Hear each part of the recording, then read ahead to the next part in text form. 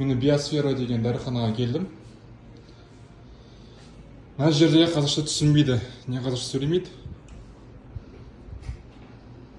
Мені Гетман Кристина деген қыз.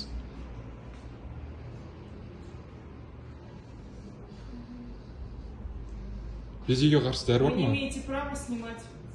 Закон на моей стороне. Вы не имеете права меня снимать. Сіз қазір жұмыс істеп жатырсыз. Дұрыс па? Я вам Сіз қазір жұмыс үстіндесіз. Я с вами Сіз қазір қызмет көрсетіп не жатырсыз. собираюсь. Пожалуйста. Мен мынаны дәлел ретінде көрсетемін, жарай ма?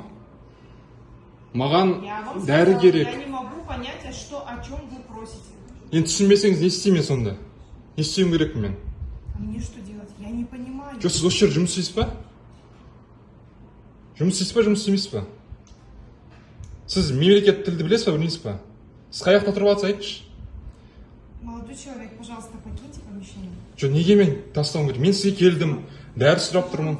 Я даже разговаривать с вами не могу. Вообще не имеете права меня снимать на рабочем месте. Закон на моей стороне. Со мной вот это вот... Не надо мне это делать. Вот, түсіріп тұр.